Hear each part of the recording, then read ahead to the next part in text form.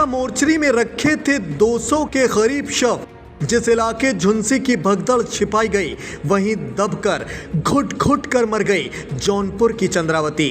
जब postmortem house गए चंद्रावती के परिजन अंदर का मंजर देखकर अवाक रह गए।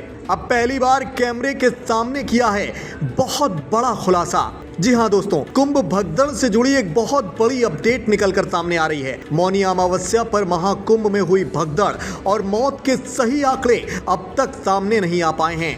प्रशासन के दावों की जौनपुर के चश्मदीदों ने पोल खोल कर रख दी है। झुंसी सेक्टर 21 में हुई भगदड़ में जौनपुर की एक महिला की मौत हो गई थी। महिला के साथ 9 लोग जौनपुर से प्रयागराज महाकुंभ स्नान करने आए थे। महिला के शव को बिना पोस्टमार्टम किए दे दिया गया। अब इस मामले को लेकर चश्मदीदों ने जो खुलासा किया है उसे जानकर आप हैरान रह जाएंगे। दरअसल जौनपुर से 9 लोग महाकुंभ में स्नान करने गए थे। सभी लोग महाकुंभ पहुंचने के बाद थोड़ी देर वहीं पर आराम करने लगे। सुबह करीब 3:50 पर श्रद्धालुओं ने जब स्नान के लिए आगे चलना शुरू किया तो वो भगदड़ का शिकार हो गए। चश्मदीदों का दावा है कि संगम नोच पर भगदड़ होने के बाद संगम जाने के सभी रास्ते बंद कर दिए गए थे। श्रद्धालुओं की भारी भीड़ झुंसी की तरफ जा रही थी, वो लोग भी पीछे चल रहे थे। झुंसी सेक्टर 21 में सुबह 4 बजे के बाद अचानक भगदड़ हो गई, जिसमें उनके साथ स्नान करने आई चंद्रावती मिश्रा का वहीं पर हाथ छूट गया। भीड़ इतनी थी कि भगदड़ में चंद्रावती कहां गई किसी को कुछ मालूम नहीं हुआ। बाकी लोगों ने बामुश्किल अपनी जान बचाई। भगदड़ में बाकी लोग भी मामूली रूप से चोटिल हुए हैं। चंद्रावती को काफी ढूंढने के बाद जब वो नहीं मिली तो लोगों ने एक अस्पताल से दूसरे अस्पताल जाकर उसकी तलाश शुरू की। लोगों को लगा कि चंद्रावती अगर भगदड़ में घायल हुई होंगी तो हो सकता है किसी न किसी अस्पताल में मिल जाएं। ऐसी आस में सभी लोग अस्पताल में ढूंढने लगे। मोतीलाल नेहरू मेडिकल कॉलेज में जब चंद्रावती के देवर शिवशंकर मिश्रा पहुंचे तो वहां मोर्चरी में उन्होंने जो देखा वो बेहद चौंकाने वाला था। भाभी की तलाश में मोर्चरी गए शिवशंकर मिश्रा ने एक मीडिया हाउस से कहा है कि बाहर केवल अज्ञात 24 लोगों की फोटो शिनाख्त के लिए चिपकाई गई थी।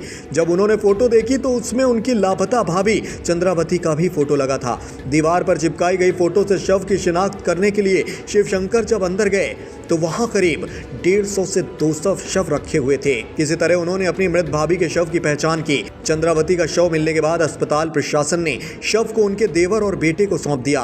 पोस्टमार्टम कराने के लिए जब परिजनों ने कहा तो अस्पताल प्रशासन की ओर से बोला गया कि सरकार ने ऐसी एडवाइजरी जारी की है जिसके चलते किसी शव का पोस्टमार्टम नहीं हो रहा है। शव लेकर जाइए, ऑनलाइन आपको डेथ सर्टिफिकेट दे दिया जाएगा। इसके बाद एक पुलिसकर्मी के साथ एक एम्बुलेंस चंद्रावती के शव को जौनपुर ले गई। प्रयागराज से जौनपुर गए पुलिसकर्मी ने मृतक महिला के स्थानीय थाने पर जाकर लिखा पढ़ी करके शव परिजनों को सौंप दिया, जिसके बाद शुक्रवार को परिजनों ने महिला का अंतिम संस्कार कर दिया। चश्मदीदों ने महाकुंभ में हुए हादसे के लिए पूरी तरह से सरकार को जिम्मेदार ठहराया है। चंद्रावती के साथ स्नान करने गए जैनेन्द्र सिंह ने कहा है कि जिस हिसाब से सरकार प्रचार प्रसार कर रही है वही देखकर वैसा ही सोचकर वो लोग स्नान करने गए थे। अगर उन्हें पता होता वहां कोई रास्ता तक बताने वाला नहीं है और इतनी ज्यादा बद इंतजामी है तो वो लोग कभी भी महाकुंभ में नहीं जाते।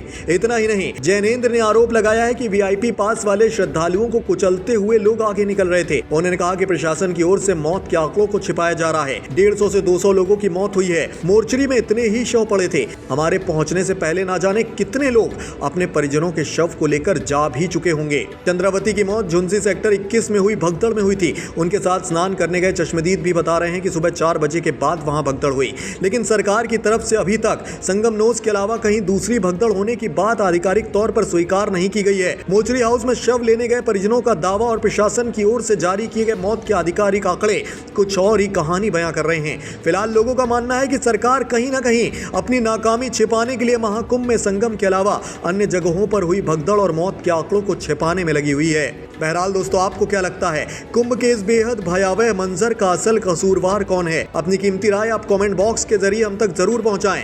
साथ ही निष्पक्ष और राष्ट्रवादी पत्रकारिता को जिंदा रखने के लिए आपके अपने चैनल वीके न्यूज के अलग अलग डिजिटल प्लेटफॉर्म से आप यूं ही जुड़े रहें। शुक्रिया, नमस्कार। वीके न्यूज, राष्ट्र के नाम।